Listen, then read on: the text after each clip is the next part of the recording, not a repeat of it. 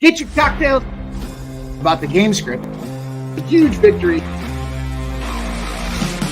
We get on these streams and we put our heads together.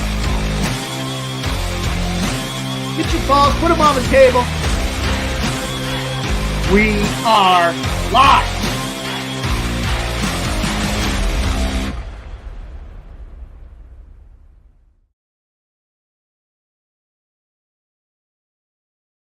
Welcome. We are live. It is last call. You found us. You are at the right spot if you're looking to go over this extensive Monday night card. We got all the major sports in play tonight.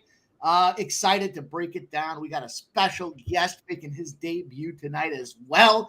The freshest motherfucker out there. You know him. You know what's up out there. But I want to shout out our guy, T on the ones and twos, producer extraordinaire, taking my chicken scratch and dribble and trying to make it all look nice so that we can get through this card and find those spots to pad our bankrolls. Appreciate everybody dropping in here early. We have an absolute ton to go through tonight. It's like a 14-spot NBA card. We've got 4 NHL games. We've got a mountain of college basketball that's popping off. Looks like I'm going to get my first casher of the day with this over in Georgia, but it wasn't going to be a significant opportunity to put it out there for everybody else. But that's important because I do have several college basketball looks tonight. What else do we have kicking off here? We've got, what did I not mention? Of course, the Monday night football game. Are you kidding me? We have been banging away on not just the Thursdays, but the Monday primetime spot as well the last couple of weeks. We've had a really good card between the actual plays and those leans that are out there. So we're doing our thing. We're rocking. We're rolling. Appreciate, again, everybody being on time to this son of a bitch. Let's get it going here. JPZ's out there, says LFG. Dub, saw pimp. What up, J-Dub? Justin McAvoy with the stacks. POD. He likes Middle Tennessee State minus 4.5. I'm assuming that's Middle Tennessee State. I got it for a second. I was like, is that Montana State? It's college basketball season, baby. Let's go. I'm excited to cap this stuff with you guys and find those opportunities that are out there. Ashy Dog says, nice intro. Appreciate you dropping in. Ashy Dog, Boogeyman. Yo, my God. What up? Nasty Nate, Mr. Trifecta himself. There's our guy living his best life down there. Strategic investments. I'm sure the hot tub's rolling. I'm sure the cocktails are ready to roll. And you know he's never a man to sit by himself in that hot tub. So we appreciate you dropping in and taking that time. Strategic investments, my guy. Fletcher Berry. Appreciate you guys all dropping in here tonight. It's Pub Sports Radio, baby. The best capping community on the planet here. We're doing this thing. We're doing it for real. We got shows popping off all over the card. We had a lot of fun earlier today. We got this show here going tonight. And then, of course, we're going to transition over, and Jimmy the Bag and the boys will be hosting the Monday Night Live stream. Away they go. They're going to have a ton of fun tonight. You know, they'll be cocktailing. You know, the bottles will be cracking. The brown bottles will be out. The sippers are going to be flying around, so we'll have some fun with that as well. I'm going to join in at halftime. I may be a little biased. I'm looking forward, after a lot of screen time this weekend, I'm looking forward to putting my feet up, getting a couple cocktails in me, and trying to enjoy this Monday night game here with this Jets and Chargers spot. I know, literally balls on the table opportunity. It's kind of a little difference of opinion. We ultimately think we can both cash, but my guy Razor Sharp and I are kind of looking at this game from different perspectives. So should be a lot of fun to sweat that thing out there and get rolling here. We're over 65, almost 70 people in the house already. Appreciate you guys getting in here, rocking and rolling. We're 6 p.m. Picking up a little background noise there. And I don't think it's me, but away we go. So again, we got our guy Dutch Boy Fresh coming in here. I'm going to try to get through this first spot really quick, and then I want to get involved with him and the National Basketball Association. We're starting to compile some data. We're on our way to making some right moves here. The weekend was a really positive move for me in the NBA. So after kind of those first couple starts, I expect it like that for every season. You know, a lot of guys like to jump in. I like to get a lot of plays out there as well. But trying to kind of make sure that we measure those opportunities and don't puke up too much bankroll early without having the ability to really see how these teams have evolved, the transfer window factors that play a part, the NIL dollars in college basketball specifically, as well as college football, should make the big schools maybe a little less big and some of those middle schools a little more competitive. So I'm excited to talk about that. We got a lot of time to get into it. You guys know what's up here. We're going to start out. We're just going to recap Friday. Look, we had a terrific Thursday. And every time I seem to have a big day, I find a way to struggle that next day. I don't know if it's just not seeing the card, if it's overconfidence in the card. I'm not sure. But we ended up at a 6-6 day. We're down about 1.5 units on the day on Friday, but still a really positive run here. Really quick on the breakdown. It was a tough NBA spot there. Lost the Cleveland spot, lost the Bucks first half over spot, lost the Simmons over 6.5 assists. We did get the Wizards +9 spot out there. The Tyus Jones didn't get there for us. We did get OKC Thunder. We did get the Denver -5.5. Missed the Joker double-double or triple-double.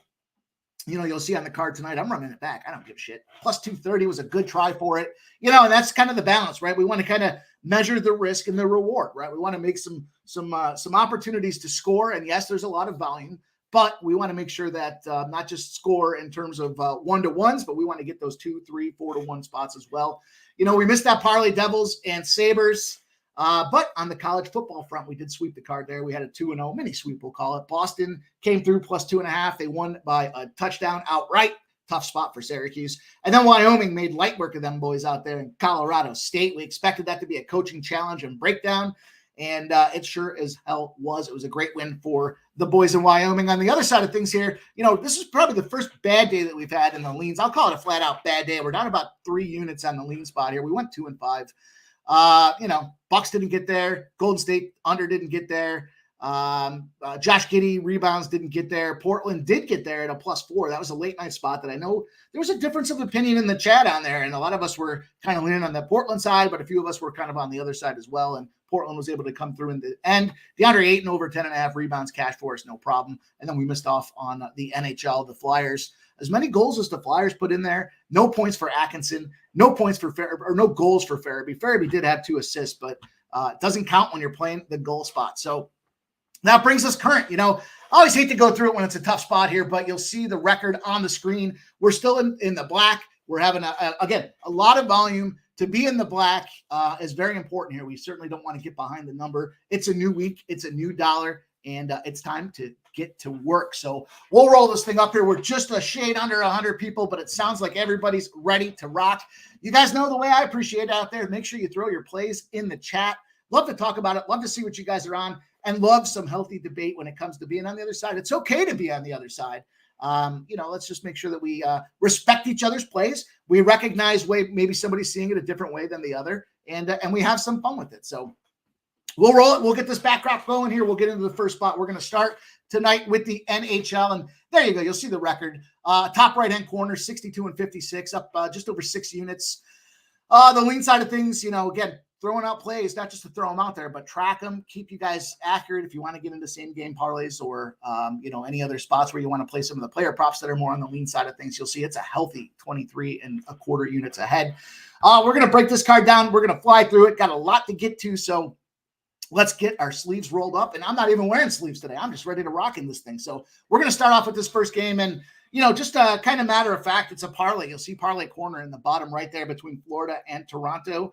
And that's very much how I'm going to play these first 2 games. It's Merzlikins versus Bobrovsky situation here in goaltending. Merzlikins 3-3-2 in the pipes. Bobrovsky, SpongeBob, as you guys know, 4-3-1 in the pipes here. Merzlikins is 2.85 goals against average, 90.5 save percentage. And on the other side in the twine there, 2.51 goals against average, 91.2% saving for SpongeBob. Now, it's kind of an interesting game because, this is a rematch spot for Bobrovsky. He used to play for Columbus before he had gotten traded on down to Florida. I don't know if it's a revenge spot as much because it's clearly an upgrade. He's been playing in the playoffs, going deep, having Stanley Cup opportunities. And on the flip side of things, it's certainly a bad spot last year for Merzlikins with his partner in the goaltending creases there, dealing with that firework injury on the 4th of July. Make sure you play with fireworks responsibly. Certainly hate to hear that. But what's happened now is Merzlikins has had to, really step up and kind of be the go-to guy. It's his 4th start in a row, and it's his 7th start in 8 games.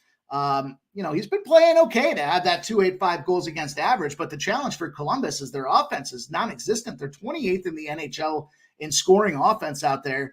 Tough spot to be. Columbus has lost 5 of their last 6 games too. That's just a really bad situation from a Columbus team on the road now early in the week. playing a Florida team who just took a loss 5-2 to Chicago. And you got their number one guy in the net there, and Bobrovsky. Yeah, we just talked about it being his former team. Bobrovsky's playing incredible right now. He's coming off a shutout. He's 4-1-1 in his last 6 games. And I think those numbers count. Those numbers matter. It's clearly a situation where you've got a team and an offense that is capable of producing versus one that isn't. And really the strength that Columbus has is their goaltender, and they're still 3-3-2 with that strength. So first leg of the parlay for me is Florida. Also, I forgot to get it in there, but I made sure to make a note as I went through this this play sheet one last time before we go. It is a Listerine night as far as the goals and the opportunities. So I told you guys on Friday I was going to play him, or maybe it was Thursday. I was playing him to get a goal scoring opportunity because he's leading the Florida Panthers in terms of potential goals expected that are out there. He hadn't got anyone yet. He hasn't got one this weekend as well. So it's going to be a lean for me at plus 295. They only had one game this weekend. And I think it was Friday, as a matter of fact. So I don't even know if you want to call that the weekend. They're coming off a rest. I'm going to run back to that Listerine spot as well. It's going to be a lean for official show tracking purposes. It's a plus 295 situation, but I just like this guy and his opportunity to score. Against the goaltending, is it the best matchup in the world? Not really, but in terms of, it's a strong goaltender, but they're getting goals scored on him. So I expect that to come through. And if it's not tonight, it's going to be the next night, and we're going to still find a way to be plus money on it. So transitioning over. Next game we're going to talk about here, the second leg of the parlay, just kind of kicking this thing off with this parlay right off the hop.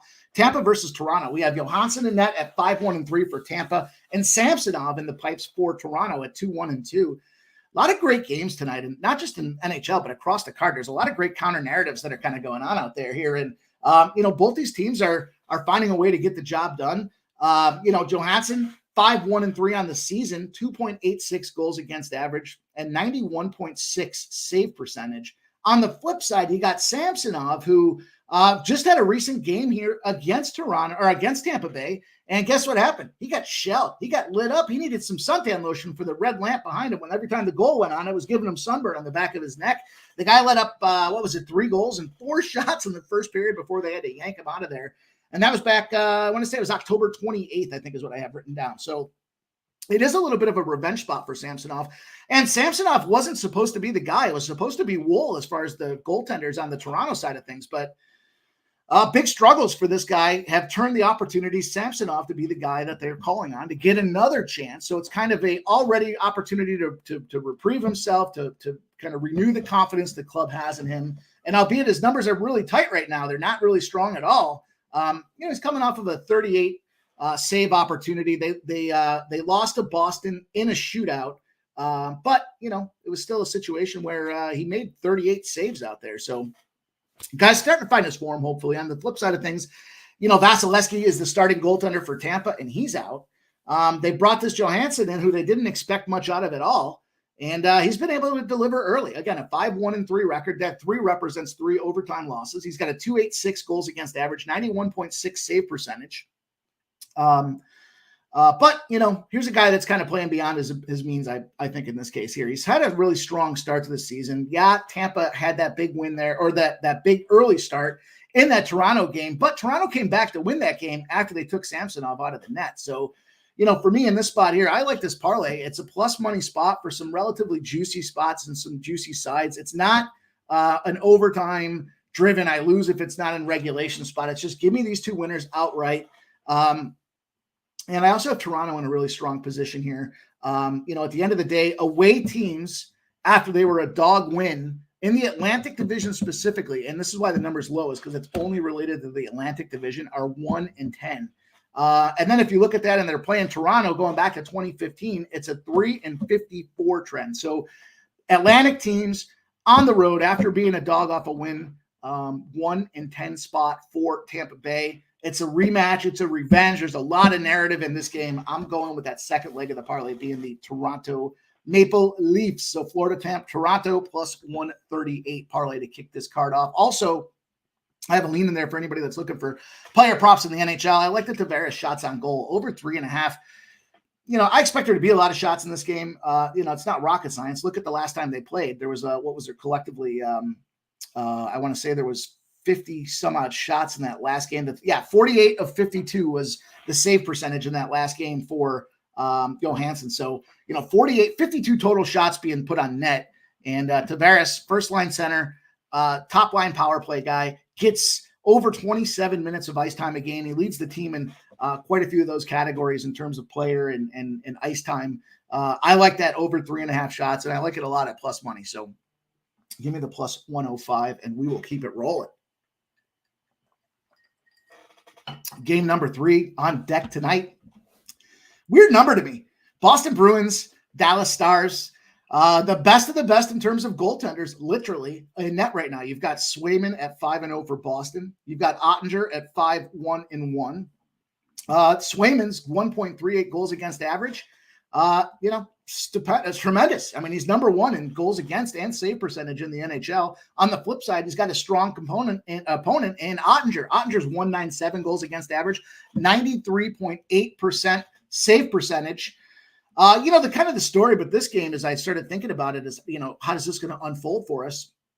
We've got, really 2 teams in the offense that are mediocre at best. They're just not scoring a lot of goals, but the defenses are tremendous out here. They're both top 5 defenses with top 1 goaltending, top 2, top 5 goaltending.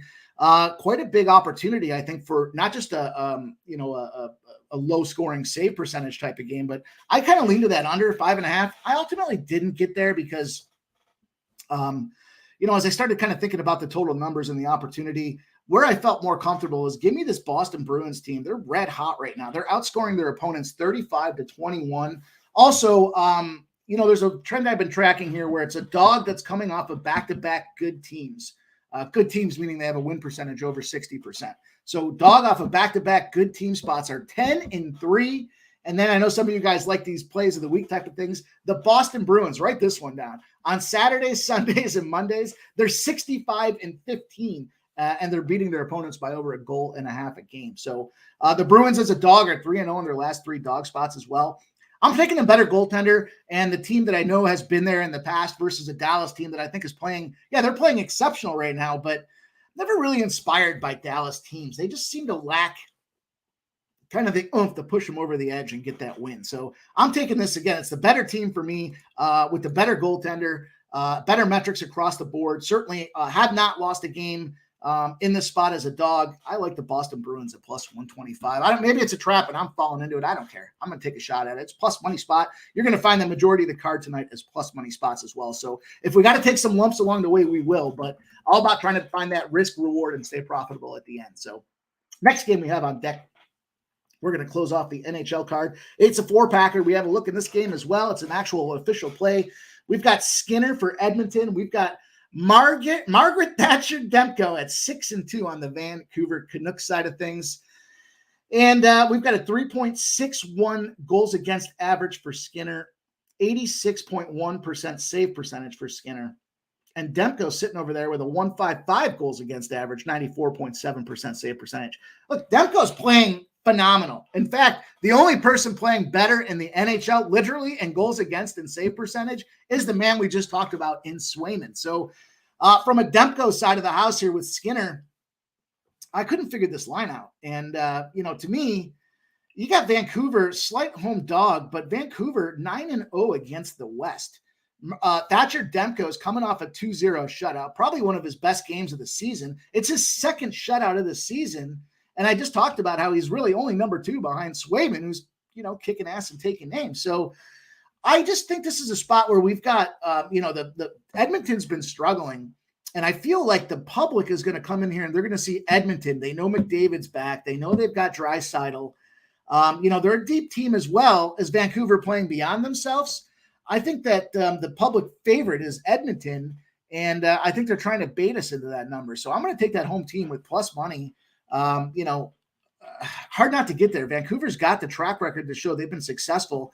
Do I trust Skinner versus Demko at the end of the day? Edmonton's capable of scoring goals in bunches, and you got to figure at some point the rust is going to come off of Connor McDavid and that absence he's had, but you got to show it to me before I buy into it. And I know it's a low value spot here, minus 115 on the Edmonton side may make sense to some people. It doesn't to me. I'm going to take the plus 105. I also looked at JT Miller as a goal scoring prop at plus 185. He's got 5 goals in 6 games against the Edmonton Oilers. I like a shot at that. So I'm going to get that on the card as well. It's an official lean for the show purposes. Again, if you're looking at same game parlays, you're trying to get really creative with the juice. JT Miller at plus 185. Kenny finds success against a team in Edmonton. And we just talked about Skinner as the goaltender, 3.61 goals against average and 86% save. I think there's an opportunity to get it back here. Our guy in the chat, Rich H, says, I think McDavid came back too soon. I'm not a doctor, but I've stayed at Holiday Inn before.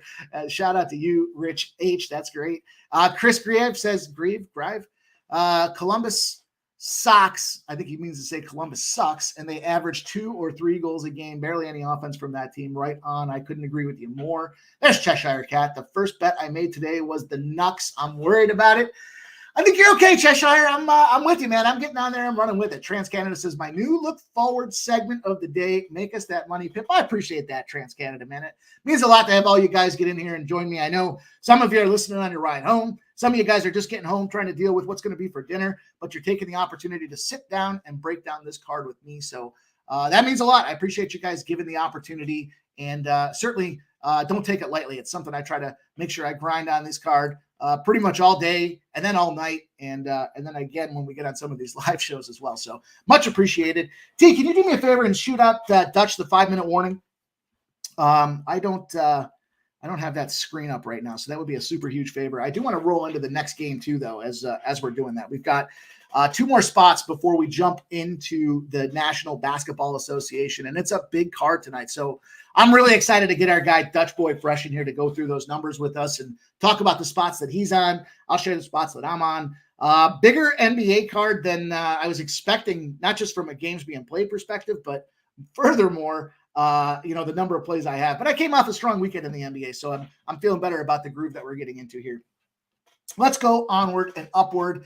You guys know, and you'll see here, to kind of keep time rolling on our side, I'm trying to just move forward with this. The splits, I just don't think they're relevant in the NHL. I said that the last couple of weeks, and effectively, I'd rather say more with less, and I'm not going to say shit when it comes to the splits in the NHL. Some of the numbers will be out there if it makes sense, if there's something that's really eye-opening, but for the most part, we're just going to focus that information when it comes to the NBA, when it comes to college basketball, and then, of course, football and whatever other sports are coming down the pike, but not as it relates to the NHL. And speaking of the splits in this game, we've got the LA Chargers traveling across the country to take on the New York Jets. 75% of the bets, 80% of the cash focused on that New York Jets team.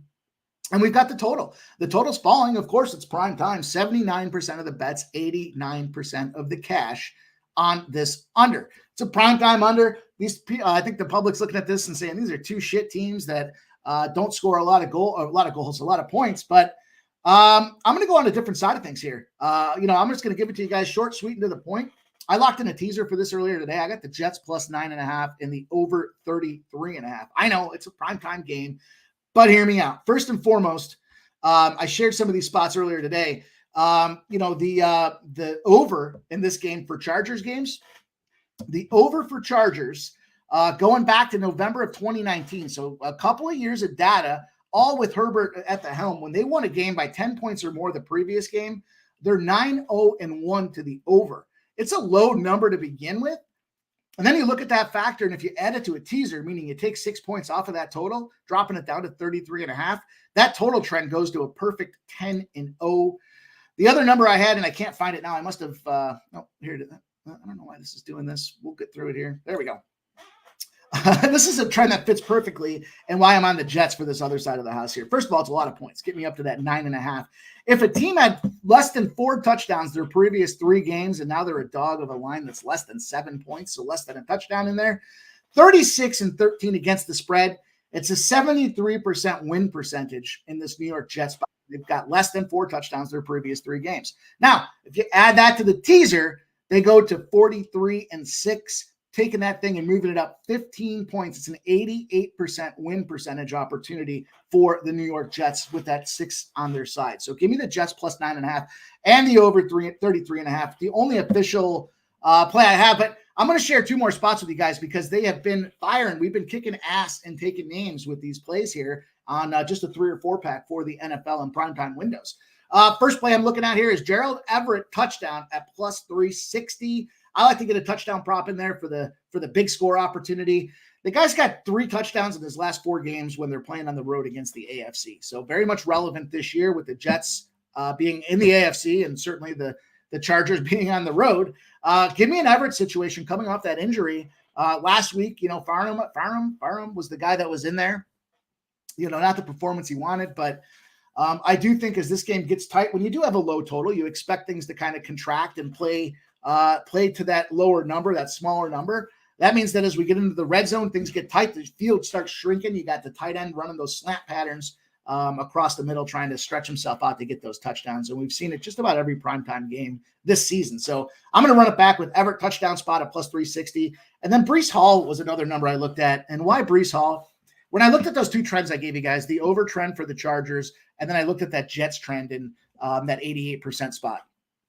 Both of those games have the Jets team, in this case, the home team, the home dog, getting over 125 rushing yards on the ground. So Breece Hall, no rocket science here. The guy's been killing it. He's been standing on his head. He finds the end zone consistently, but he's also that push the ball down the field running threat to keep the chains moving.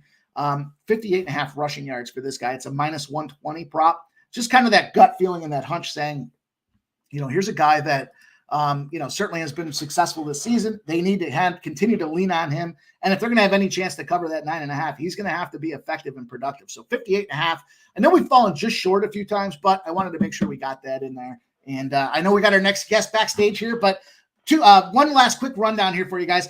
As we get more data behind us with college basketball, then we will certainly make sure to cover it in more detail. I'm just going to give you guys 4 quick fire spots here that I like in this game. I'll tell you why I like them as well.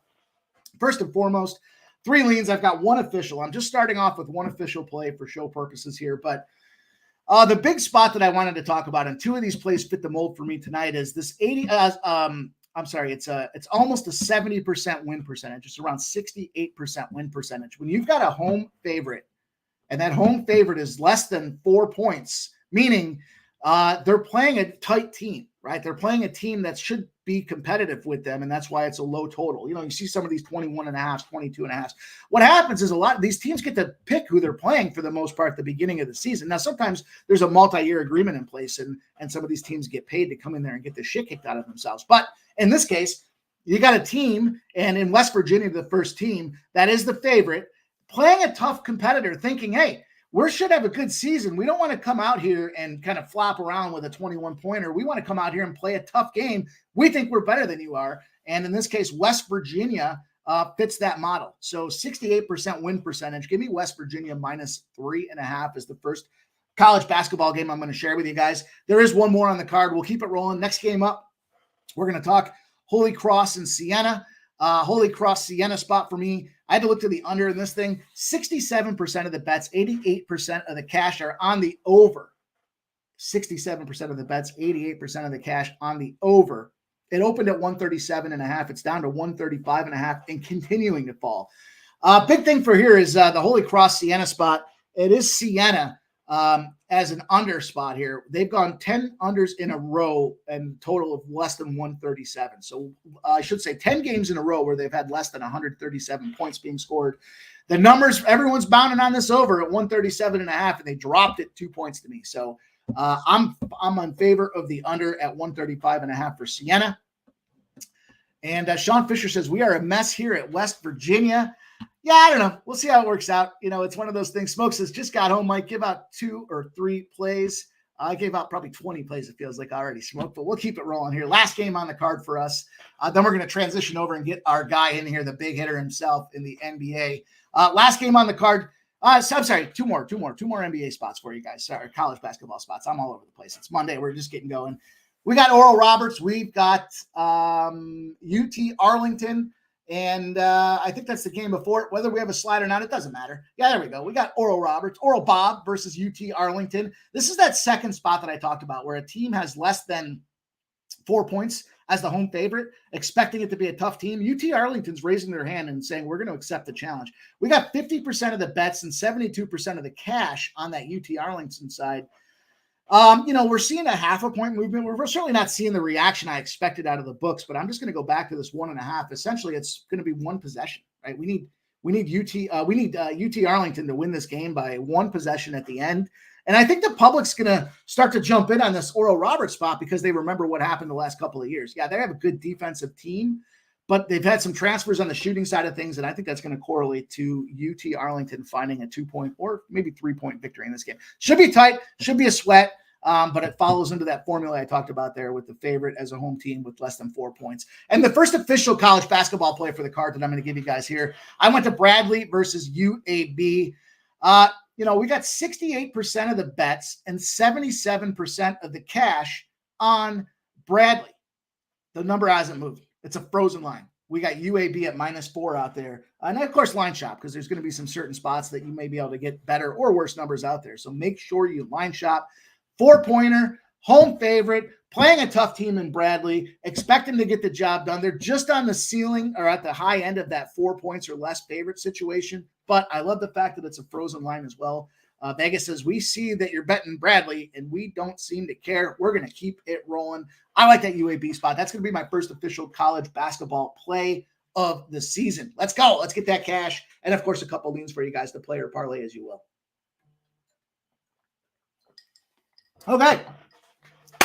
I'm excited. It's time. You guys may or may not know, but, I've only been on the live streaming front for a minute now. And it all started with our next guest. I got a text message one day saying, hey, I'm doing the stream tonight. Are you ready to step up and get on camera? And I was like, I don't know. He texted me back. He's like, dude, you got to do it. You're going to be great. Let's get it done. And gave me the entrance and the opportunity. I'll always thank him for that. I'm appreciative of the opportunity, and I'm excited to have him on as a guest on the last call, the NBA extraordinaire himself. The freshest motherfucker on the planet in YouTube at Pub Sports Radio. My guy, Dutch Boy Fresh.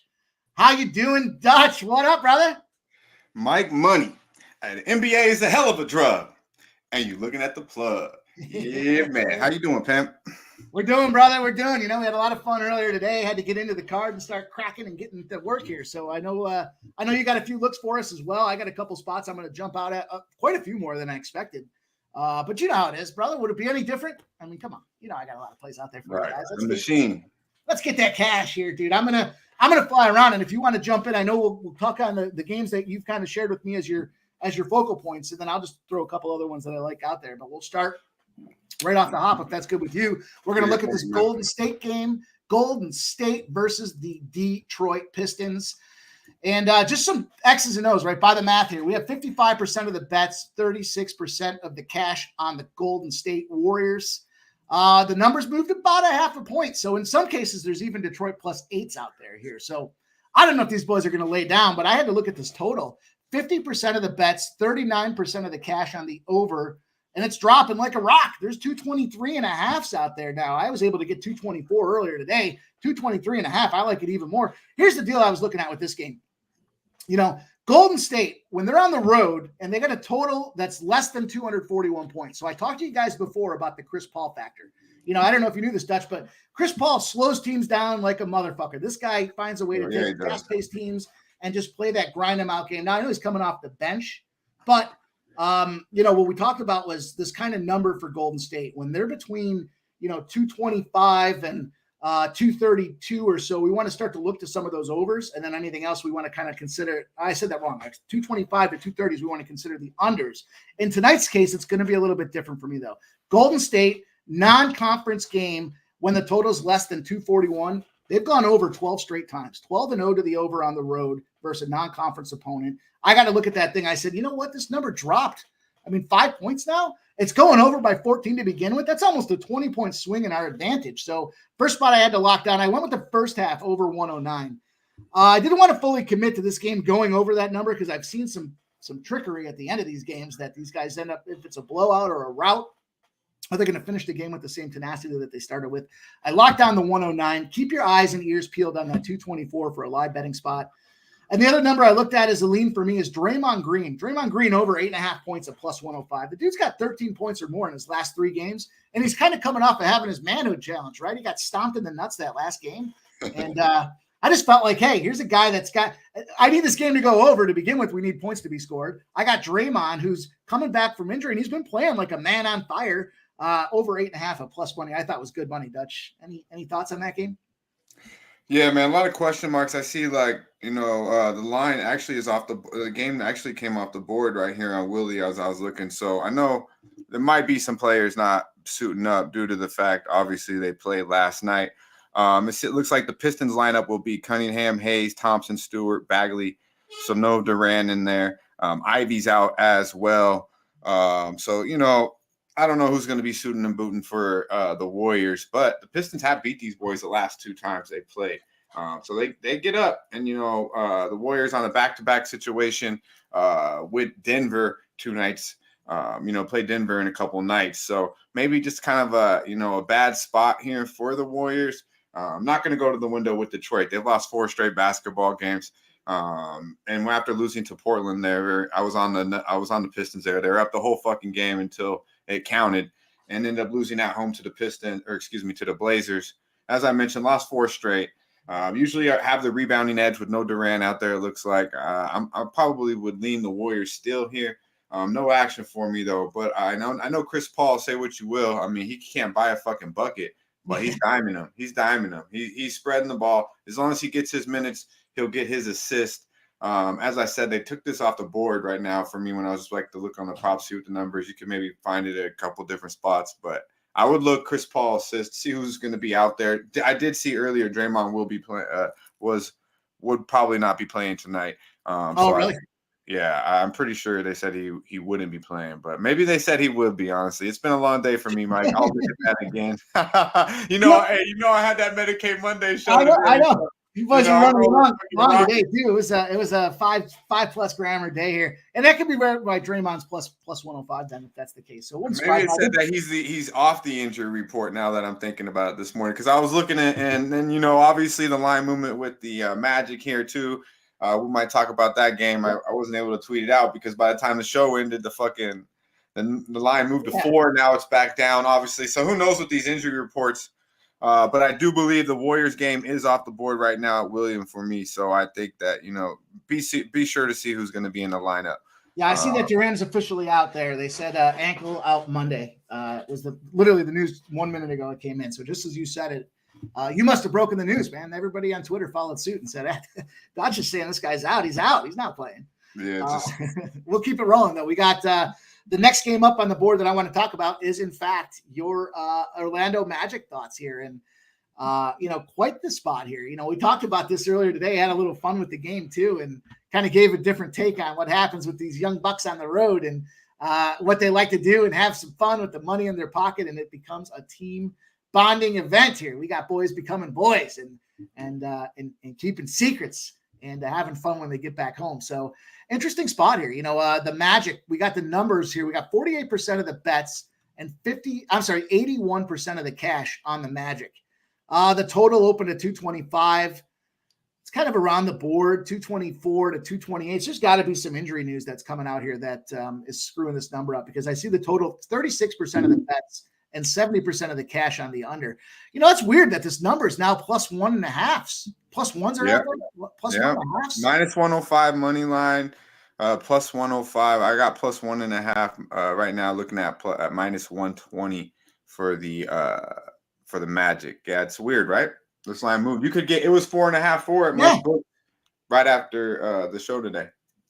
Yeah, and it was like minus 200 at one spot on the money line, because I thought about it. I was like, I missed the line movement. Do I want to try to jump in there and take advantage of it? Man, I'll tell you what, I'm gonna take the Magic at plus 1.5. I don't know what's going on to dictate that thing here now, but I got a minus 1.5, so I'm gonna chill on that. But I definitely Luka and Kyrie both were questionable as soon as we got off the show, and now they're gonna play. So that's why the line has moved back. And monies came in on Dallas because it actually moved even more besides pregame. I still like it. I still like the spot for the Magic, right? Like we talked about this being young bucks earlier today, and they got some, they had their LA experience. They had a little downtime in LA. They could spend some of that money. They had some fun together, and that builds team chemistry. And now you're coming at home and you're going to play a 5-1 Mavericks team that maybe over the long haul will be a strong competitor, but are they peaking a little early? I just felt like this is a team where these guys are going to show up, and I don't think it matters who's going to play on the Denver side, it just felt to me like it was a Magic spot. Now I can get him a +1.5. That's fuck yeah, I'm locking that down. So that's gonna become a show official. I saw the lean up there at -4, but I can't not take advantage of that. I see that up there. Yeah, I like it. I like the graphics, man. Shout out to T in the back doing it. Yeah, I like the Magic here. I locked it in early at 1.5. Wasn't mad at it.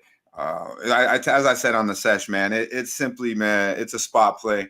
You got these motherfuckers last night. First of all, it's the third game in 4 nights for Dallas in a back-to-back situation where you got Dallas playing, you got Luka playing 36 minutes. You got, Lively, the rookie, playing 32. Williams, 31. Kyrie played 33. I mean, shit, Hardaway off the bench played 32.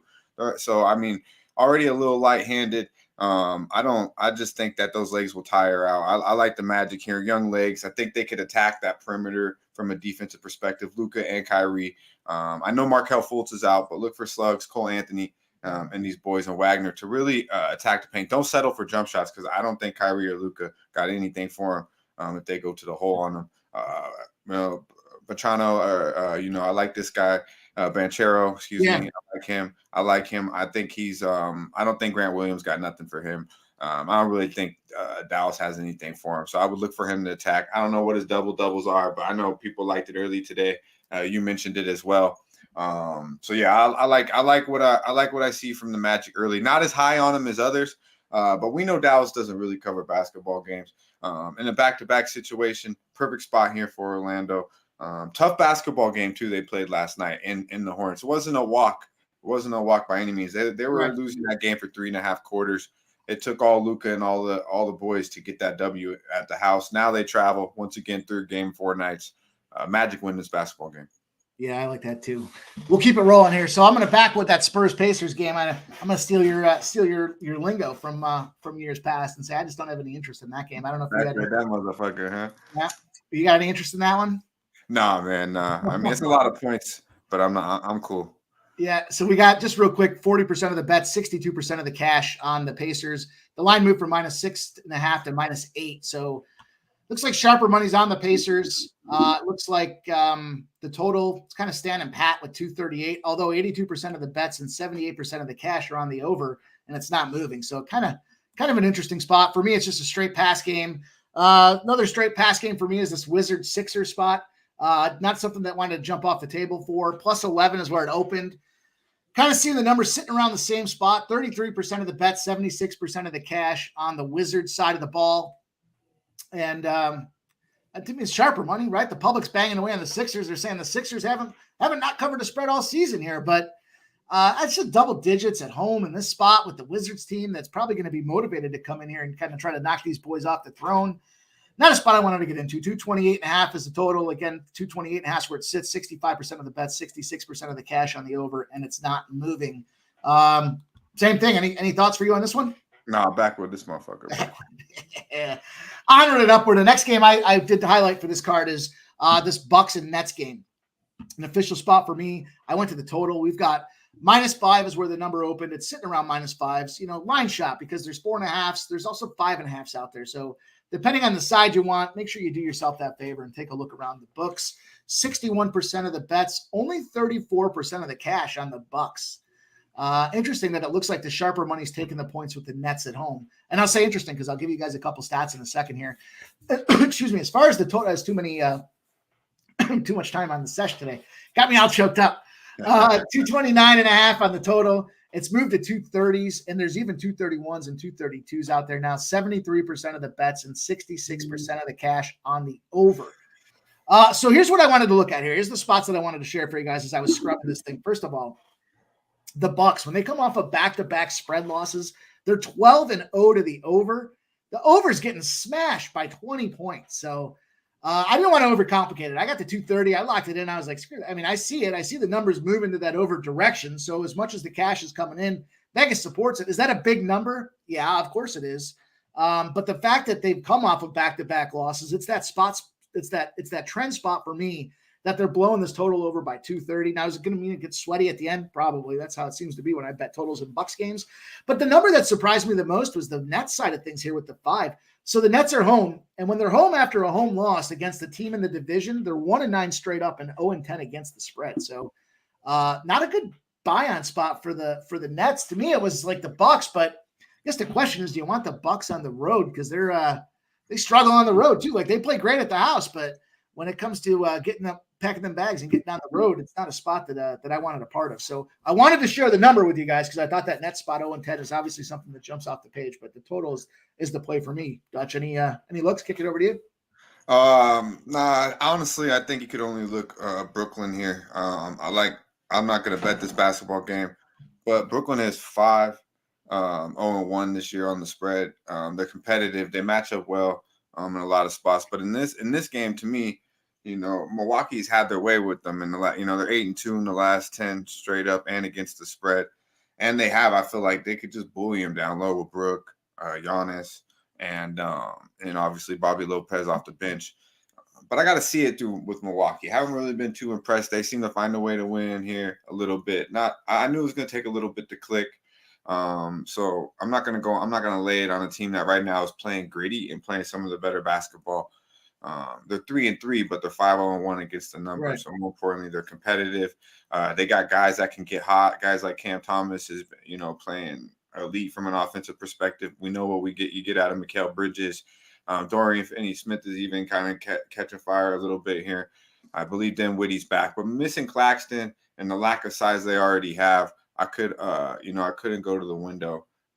But yeah, I wouldn't get in the way of the trend of Brooklyn covering basketball games. Well, I know you're part and partial to this next game, so we'll move it along the line here. We got the Lakers and the Heat. The line, I'll set the line at the table with the numbers, and then turn it to you and give us your thoughts here. We got the Lakers open up at +1. Again, line shop, because it's still floating around 1. There's ones, there's 1.5s out there. 44% of the bets and 67% of the cash on the Lakers side of things. Marginal movement at best. The total opened at 223.5. It's dropping. It's 222.5s and 221.5s out there. 78% of the bets and 81% of the cash. Clearly, a market perception that this is going to be a lower scoring game, and the cash is coming in there, the tickets are coming in there, and Vegas is moving that line accordingly. So, Dutch, give us the laydown, brother. What do you think about this game? I know this is one of the ones that you had as kind of your focal spot here. Yeah, man. I was looking at this game earlier. This is one of the games I highlighted on the set. Said I needed to break it down a little bit more, and that's exactly what I fucking did. And I came to the conclusion I cannot bet the LA Lakers on the road. They're 1-7 ATS against the number overall. But god damn, they've lost 7 straight basketball games on the road. 0-7. I do believe this is a Lakers spot, though. Losing to Orlando 2 nights ago, have chilled in Miami. Could be a good thing, could be a bad thing, but obviously no travel real issues. An awful loss.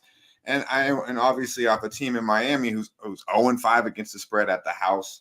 Not playing good basketball. They literally, the 2 basketball teams they have beat are Detroit and the Washington Wizards this year. They're 2-4. I would only look LA here, but I started breaking it down. I'm like, man, if LA wins this basketball game, I believe you get more than 23 points out of LBJ. He looked real refreshed the other night against the Clippers.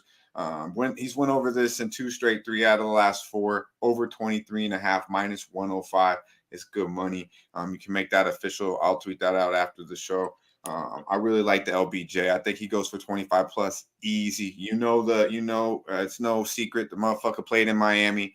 No South Beach quite well. And I believe he'll put on a show. And if the Lakers do win this basketball game, which I lean that way, I say he goes for 30 plus easy. But all we need is 24. So give me 25, no motherfucking problemo. And LBJ does his thing, I think. He's went over this number the last 2 meetings against Miami. And like I mentioned, like right now, the reason why I can't go to the window with the Lakers is not only the how bad they are on the road, the fact that they really just don't cover numbers. And this ain't really a number. This is simply to win the basketball game tonight. And I believe they can. But I don't believe they can do that without LBJ getting 25 plus. So I believe it's a better look. And they're without Rui Hachimura. They're without him. They're without Gabe Vincent. No Jackson Hayes tonight. I believe Prince is going to play. They've been without Vanderbilt. This isn't a healthy roster, and it's not playing that great to begin with. So good basketball game, I think, from a perspective that Miami has been bad, but can still win this basketball game. Pretty healthy outside of, I believe, Caleb Martin, and one other cast not playing, but nothing too major. They got Bam. I believe Duncan Robinson will be out there as well. And Tyler Hero's been playing out of his fucking mind. So if you like Miami, you got to like Tyler Hero. But I'm going to go LBJ over 23.5 minus 105. King James shows up in the MIA. I like it. I like that look a lot. And I love being a prop look too. I think that's a lot of, for me, I was kind of thinking the same thing. Do I want to get on the Lakers side? I was leaning to the Heat. I actually thought it might be a Heat spot, but I don't know. He checked the side. My thought with D'Angelo Russell's the play I went with on this one. Over 5.5 assists. He's averaging 6.5 on the season. He's gotten over 4 or 6 games.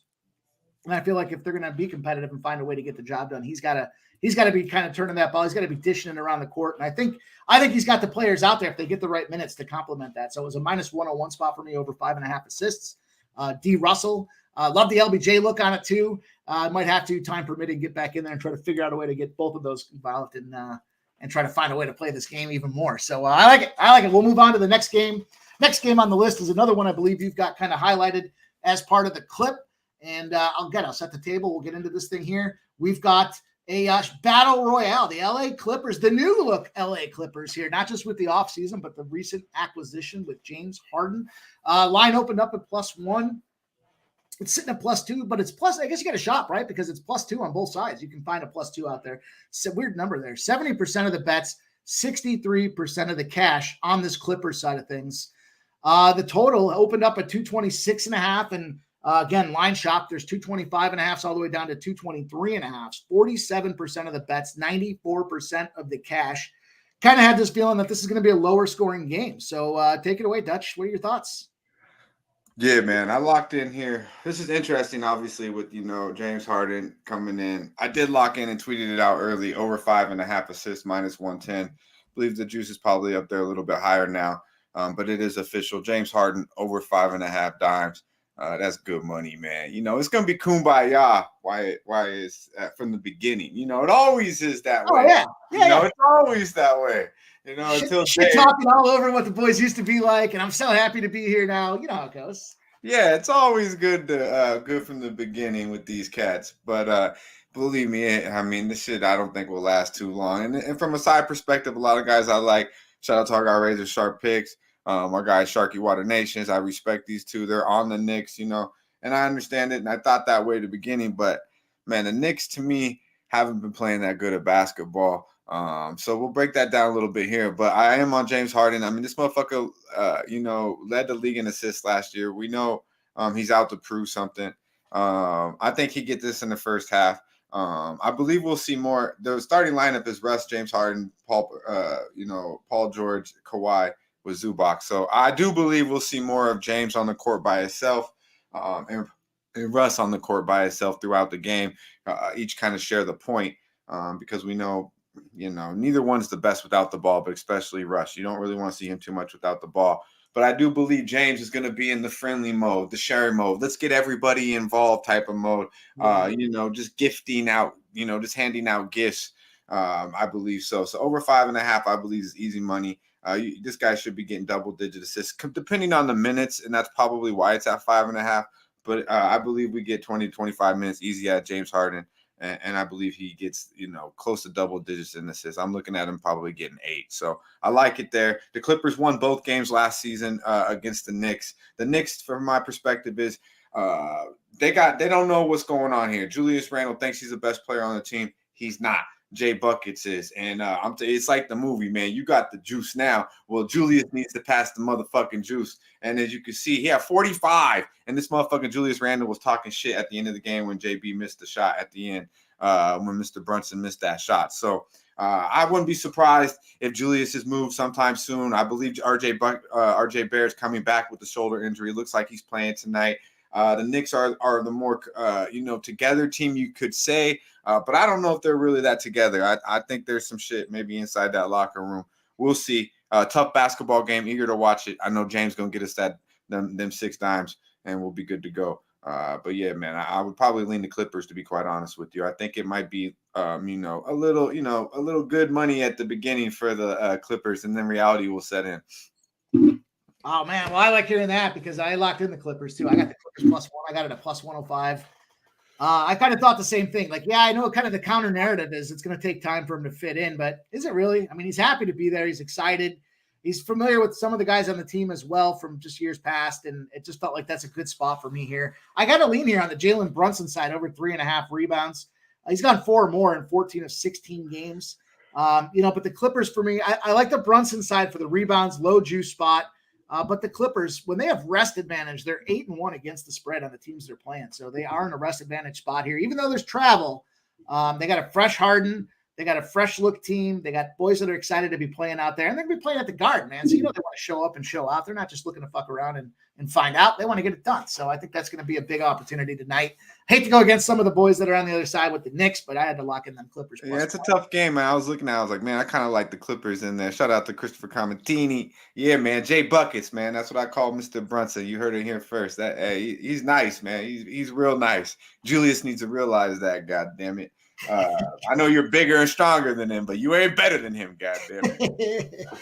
Yeah, guys, shout out to the chat, man. We got 130 plus watching here just on YouTube, not to mention the other socials. Guys, please hit that like button. We're giving you guys the goods here. We're breaking it down. It's important we get your help to crack into this saturated 6 p.m. market here. We're trying to show them we're the best guys to do it here. We're committed to this thing. We're giving you guys the looks. We're bringing on guests like our guy, Dutch Boy Fresh, to break it down. You got one job. Hit that fucking like button. Let's go. If you like it, help us support the cause. Become members at Pub Sports Radio. It's $4.99 a month if you haven't done so already. I see quite a few y'all green, but some of you guys are still in the black out there too. So let's all get to the black together. Throw that $4.99 around. It means a ton to us. We're going to move on to this next game here. Next game on the look is going to be this Utah Jazz Chicago Bulls spot. I'll keep this one short and sweet and hear what our guy has to say here. But, let's get at the numbers out of the way. Total open at 4. It's still sitting at 4. 65% of the bets, 78% of the cash on the Utah Jazz. As far as the total on the game, though, it's dropping. We had a 223.5. There's 222.5s out there now. 57% of the bets and 80% of the cash on the over. We're not seeing a big reaction from the books as far as this number is concerned. Look, my spot here tells me it's the Utah Jazz. The Utah Jazz, check this out, Dutch. The Utah Jazz, when they're on the road, and they've lost either 4 or 5 games in their last 6, they end up in a 14-1 spot against the spread. Shout out to my boy that shared that number today. 4 or 5 of their last 6 are losses. 14-1 against the spread, covering the spread by almost 6 points. I had to take that Jazz at plus 4.5. The Bulls, we've already talked about this locker room dilemma that they had and the players only meeting after the first game for the early reaction. Not going to buy it. I'm not buying on it. I'm taking the points at the Jazz. I know that they've been struggling. They're not getting the job done, but 14-1 spot here. Give me them points. I don't care. It's the Utah Jazz on the road. I get it, but both these teams are 2-5, and the Utah Jazz seem like they had more upside to me, kind of as I was looking through the preseason here. Any thoughts on this game? I'm right with you. I couldn't go to the window with it, but yeah, I would have to fade the Bulls here. Also look at Lauri Markkanen, kind of had a rough game, still gave you 22, averaging 23. Look for his points going against his old team, Chicago. I think he fits in. I think he's too big for DeRozan, probably too quick for Willis, whoever they kind of put on, or Williams, whoever they kind of put on him. I like Lauri Markkanen in that basketball game going against his old basketball team. And then I look for Zach LaVine over 3s. Missed it last game. Probably, if you miss a good bet, you got to bet it again. So I haven't bet it yet, but I do feel like, Zach LaVine, he chucks him, man. And when he miss, he don't miss that by that much. They're always right there. That's a shooter. I like Zach LaVine over 2.5 threes, right around, it's probably around plus money. Haven't went to the window with it, but that's a heavy lean to the Zach LaVine for sure. All right. Onward and upward. Yeah, they just locked up the Lakers roster. The Lakers are going to start. I think it's what we expected here. Let me just take D'Angelo, Reeves. Yep. Prince, James, and Davis. Expected, right? That's what we expected. Yeah. That's 25 plus from Davis. And with that lineup, LBJ and Davis got to give you 25 plus. Yeah, I agree with that. I think that's I like that LBJ look a lot. So, all right, a couple games left here to get through with you guys here. Appreciate our guy Dutch. I want to value his time. I know he's got things to do tonight, so appreciate him dropping by. I cut my pool time short for you already, motherfucker. It's all love. So I'm going to rock with this next game I want to talk about here is this Minnesota Timberwolves game here. You guys, we'll keep it moving, keep a brisk pace, as our guy Pete Loshak likes to say. The total opened at 227.5, down to 225s, 224s. There's even 221.5s out there. 33% of the bets, but 90% of the cash, seeing it the way I see it, with this under. The line itself opened at -4. Again, shop around. There's still some -4, or there's still +4s out there, I guess is the way I should say it, for the T-Wolves if you like that side, but there are some -3s out there for the Celtics. 37% of the bets, 35% of the cash. And it was just a Minnesota under spot for me. When Minnesota at home off a win by margin of over 10 points has gone under 10 straight times. They're covering the under by 14 points. Short, sweet, to the point. I didn't need to belabor it too much. I mean, I think the Celtics are a dangerous team that can go out there and get explosive. But to me, it just feels like Timberwolves want to dictate pace in this game. They want to come out early, slow this thing down from the hop, try to keep it under. The only chance that they have to win this game, I think, is to keep it under. If they get in a shootout, it's going to be dangerous for the Minnesota Timberwolves. What do you think, Dutch? Yeah, man, I was waiting to see what was going on with Boston. It looks like White's going to be out, but KP will be in. So I don't know if I got a time. I'll probably go to the window with Boston. I was looking at this earlier. I'll tweet it out, but yeah, man, they're 11-2 ATS against Minnesota. Last 13 overall, 12-1 straight up against these Timberwolves, and Boston wins on the road 6-1 straight up. Last 7 overall, 5. They haven't lost this year. All days, yeah, nice transition into it. They got some shooters off the bench, and Tatum and JB might be the best thing going. So, Boston probably will be in my, I'll probably go to the window with Boston here. I got to see exactly what time that game pops off. Hey, man, anything you tweet out, we'll track for you. You know the deal. Just tag me to it. We'll make sure we get you guys out there to keep these records tight and right for everybody. We're going to roll on. Next game on the card here. Got to keep it moving. Got to keep this brisk pace. We're going to look at this Kings and Rockets game. I know it's a spot that you had kind of highlighted here as well. And we'll break it down here and give you guys these numbers off the hop. I can have way too many screens open because I am slow. Where are we here? Okay. As far as the numbers, +1.5s out there for the Kings. Now there's +2.5s out there for the Rockets. 88% of the bets and 78% of the cash on the Kings. The total is 218.5. Kind of not really seeing too much movement. Shop around. 53% of the bets on the under, 86% of the cash. And then the money line is kind of opened up at even money. It's still sitting at even money. 87% of the bets and 73% of the Kings. Dutch, take it away, my guy. Yeah, man, this one I like. Obviously, no De'Aaron Fox. These two teams did play most recently, and Sacramento got smacked the fuck around. I was looking to probably bet Sacramento here, but without the head of the snake, I can't do it. I'm a big fan of De'Aaron Fox, but we'll see. Malik Monk points, but what I went to the window with is Harrison Barnes over 1.5 threes, -118. Like this look a lot. He's definitely going to get this. He's shot 7 of the last 11 3-pointers in the last 2 games, went over this number, 3 of the last 4, I believe. I like Harrison Barnes. He's aggressive. Started off the season with 33, hit 3 out of 4 threes, and then, kind of calmed off a game or two. And then the last 2 games, finding it right again. He's in the corner. I believe he even gets more chance without De'Aaron Fox. And after getting smacked the fuck around, they've been hanging around in Houston. I think that rim is pretty big right now for Harrison Barnes. The Tar Heel goes over 1.5 threes. That's good money. I love those 3-pointer props, man. I'm definitely going to tell you on that one. My look for this game was kind of a plus money spot. I didn't want to get involved in the sides and the totals. A lot of looks there and a lot of different things going on. I didn't like the line movement or lack thereof. But the number that I did come up with was a Fred VanVleet double-double, man. New guy, new city, new attitude, new lease on life. And he's gotten double-doubles in 3 of his last 4 games. So +275 spot for the Fred VanVleet double-double for me. +275. I thought that was good money. I got to take that shot. Risk reward, I might pair it up with that Barnes 1.5 threes and even make it even better money. So onward and upward. I just thought that was good. I mean, look, dude, guys got, when they're hot, right? You talk about the rim getting big and they can't miss, and points, rebounds, assists. We'll get it somewhere. I feel like that's a good spot tonight. We'll keep it moving. Pelicans game is the next one on the docket here. Did I skip one? I think we got Atlanta. Atlanta. All right, we're going to move on anyways. I didn't have much on that Atlanta game. The one game that I was looking at here, when it comes to this Atlanta spot that I didn't talk about, I'll give you guys the splits real quick. Open at -1. I know some of you guys like to hear this stuff. So it's -1. We're seeing some +3.5s for the OKC Thunder out there. 72% of the bets and 60% of the cash hitting away on that OKC Thunder side of things. And the books are making it more attractive. So I originally looked at OKC. I kind of wanted to get involved on that OKC side. I like playing the Thunder when they're dogs, but the fact that they're a public dog like this at home and the books are not adjusting the number accordingly kind of gives me concern. I mean, they opened up 73% of the bets, 85% of the cash on the money line. It opened up at even money, and it's +130 now. So the total's kind of all over the place. It opened at 236.5. There's 242.5s out there.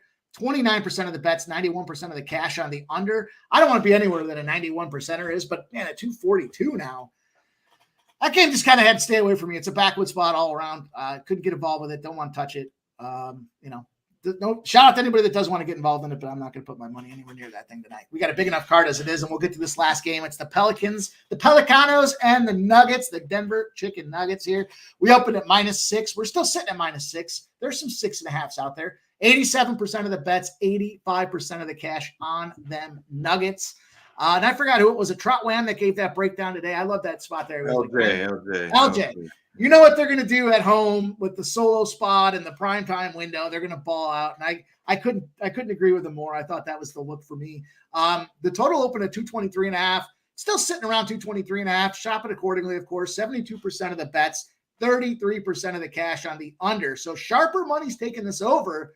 And again, line shop, because if you like the over, you should be able to get some 221s out there. So I had a little different look on this game. Last game of the card for me, I wanted to get cute. I wanted to try to get a big return out here. And DK's got a nice little no sweat bet from a same game parlay perspective. I went with the triple up here. I got the Denver Nuggets. The Joker triple double. Now he's priced at +150 out there. And I know LJ was on that spot today. He said he liked the Joker triple double. I'm going to slap him into the same game parlay. So I got the Nuggets money line, the Joker triple double, and Caldwell Pope 2 or more steals. It's a 360 spot, a +360 spot. I got there with the Caldwell Pope spot because KCP's averaging 13.2 turnovers a game to begin with. He's got a steal in every single game. With no Jamal Murray and no McCollum, I think it just gives him more presence, more exposure. With the steal every game, he's got 2 or more steals in 4 of 6. I don't play the steal props a lot, so this is kind of dipping my toe into that pool. I just thought with the lineup expectations the way it is, with the numbers on this game, I didn't want to get into the -6 or try to chase a 6.5. I might live bet something along the spot here, but look, Denver's only got 1 loss since they lost to New Orleans back on March 30th this year at home. So they do like to ball out at home. Joker's second in the NBA in points and rebounds per game. He's averaging 12 plus rebounds. I wouldn't be mad at anybody that wanted to take the 10.5 or 11.5s on the Joker rebound spots. But I'm going for the big score here to close the card out. I'll be excited if we can get this thing home at +360 for me. Joker, triple double, Denver money line, KCP 2 or more steals. That's going to wrap up the last official play I have, Dutch. Anything you want to touch on with this game? Yeah, man, I do think the more, you're right. LJ broke this shit down real good. And, no Jamal Murray, I think, is big. Reggie Jackson's been playing pretty big off the bench, but now you take him kind of like, I guess that's why it's 6, though. But the key thing to me is you touched on it. Their last loss was to the New Orleans Pelicans at the crib, right? The last one was to New Orleans, and that bitch was by 29, right, in Denver. So, this ain't a revenge spot. I mean, I don't know what the fuck is. And of course, CJ McCollum's out with the lung issue. CJ's real big for them. They have no point now without, I don't believe Alvarado's out there either. So they do get BI back, but with no point guard, I think it's going to be trouble probably through 4 quarters there. So I'll probably get to the window here with Denver -6. It does seem more and more appealing to me. Yeah. The more I sit on the game too, maybe we'll see a little last minute movement in our favor. But I agree with you there. Dutch, I appreciate it, man. I know you got a lot of things going on. You're cooking the books every chance you get. No protein, no profit. I love seeing them picks, man. It looks like you guys love your shrimp out there in Vegas, and that shit looks good, dude. But I eat a lot of shrimp, man. It's high in vitamins, high in protein. Shit's good. Tell everyone where they can find you, man. What you got cooking out there? I know it's a big basketball season coming up. You've been killing it in the NFL. What's good, dude? Yeah, man. I actually went to the window too with the Jets. I'm with you, man. I didn't, you teased that motherfucker. I think they win this game outright. I broke this shit down a little bit more. Salute to our guy Razor and everyone on the other side. But I went to the window with the points, and I simply think at +1. I think it was +145. I'm tempted to sprinkle on there. I a strong look towards the under. But +3, +3.5, whatever you can get. I think it's at 3 now, most places. I think the Jets probably win this football game. I know they got Herbert on the other side, but the Jets got the better football, the better defense, the better run game, and in my opinion, the better coach. And they're at the crib getting points. Let's not overthink it here. And only 2 weeks off a bye too, so a good bye, a good spot to have a bye after some physical fucking weeks of football. So I do like the Jets. But check us out, man. Medicate Mondays, man. Check out the playback. You'll see our boy Pimp right here, Mike Money, Pimp Slap Play of the Day. We have a good time. If you look after you win some money tonight, go there, vibe the fuck out, peep some dope clips, hit the like button, drop a comment below. If you've not fucked with the sesh, you need to do that. All the real ones most definitely reside there. Shout out to Cheshire Cat, our guy EQ, all the real ones in the motherfucking chat as well. Hit that like button. Like I just hit that whole plane of Mai Tai Skittles cake. Nice. Get you right where you need to be. Yeah, appreciate you, Mike. Dutch, I appreciate you, man. Thanks for dropping by. I know we'll see you soon as well. Love hanging out with my guy. I always appreciate what he's done to get me started on the screen as well. So much love, my guy. Hope you have a great night tonight and kick some ass this week. I'll see you soon. All right, Pimp. All right, you guys, that's going to do it for our show. I'll give you guys the rundown one last time here. We had a big card. We went a little longer than expected, but NBA, that's what happens. I wanted to bring these guys on that they dice that shit up like it's a Ginsu on a big evening with a bunch of cookouts happening. So we're going to roll into this thing here. First spots for me, Columbus. I got the Florida-Toronto parlay +138. Let's see. I got the Boston Bruins +125, the Canucks at +105. I teased that Jets +9.5 and the over 33.5. Dutch likes the Jets on the money line. Can't complain about that one bit. Might get there with them. I lean West Virginia -3.5. I got the Holy Cross under 135.5. UT Arlington -1.5, and then UAB is an official play for me at -4. I got Golden State over 109 for the first half. I like that full game over 224, but I just got there with the first half for now. I like the Draymond Green over 8.5 points if he plays. If he doesn't play, no profit, no problem. It's going to be a money back spot there. So the Magic now +1.5 became an official play for me. I love that. Give me that plus money. I like them anyways at 4. I didn't want to chase it. I was looking to live bet it, but now that it's at 1.5, I had to jump in there and lock it down. I'm on the over 230 in the Bucks Nets game. I liked Miami Heat. I couldn't get there officially, but I got D Russ over 5.5 assists. I know Dutch gave it out earlier today. Orlando -1.5. So line shop because he can still get some good numbers out there. He likes the LBJ prop in that Miami game over 23.5 points at -105, I believe was the number he had. He's got Harrison Barnes over 5.5 assists. I'm sorry, Harrison Barnes over 1.5 threes. And, again, I just mentioned D'Angelo Russell over 5.5 assists. I got the Clippers +1. I got the Jazz +4.5. Minnesota under 222. I like the Freddie VV double-double +275. And I gave you guys that same game parlay to close it out. Denver, Joker triple-double. KCP, 2+ steals at +360. Guys, I appreciate everybody dropping in. Still over 100 people in here. Guys, please do me the favor. Make sure you hit that like. We started off the first week great with the like buttons, and then things started falling. So we need to make sure you guys get back in there, hit that YouTube video, promote the brand for us. Let them know Pub Sports is out there. If you haven't already done so, get yourselves green, become a member for $9.99 a month. Appreciate everybody dropping in here. More Poncho. Chargers win 23-17. Gagnon says the fresher wide receiver and running back on the Jets, both talented and the better defense, and QB is an injured. Boogie Maine, thanks, brother. Appreciate you dropping in. Cheshire Cat likes Eckler over 30 and Hall over 20 receiving. It's +150. Looks like a parlay. Gagnon says no Alvarado as a backup is what hurts Pelicans, so probably lean Nuggets here. Yeah, we're kind of all thinking that way. Anita Day, let's go, my guy. Appreciate you dropping in as well. The Crew EQ, Deshaun G likes Quentin Williams over 1.5 tackles. Jordan Whitehead over 4.5 tackles and assists. It's a 2-leg parlay at +152. Appreciate you dropping in and sharing your action. Deshaun G, much love and good luck tonight.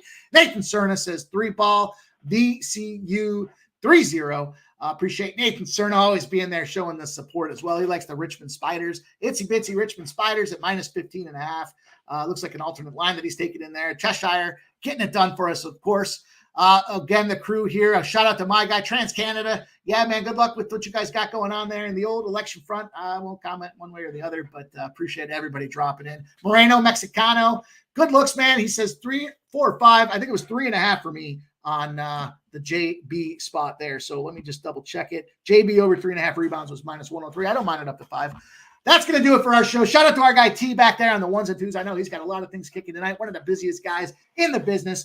And it means a ton that he's got my back putting all this together for us. Nasty Nate, appreciate you dropping in as well. Want to get to everybody. I appreciate it. You guys know it means a ton. Let's go out there. Now what we got to do is we got to pour a cocktail. We got to get that cash. And 7:30, make sure you jump on the live show. Best live streaming in the business here. Man, these primetime games have been nothing but cash.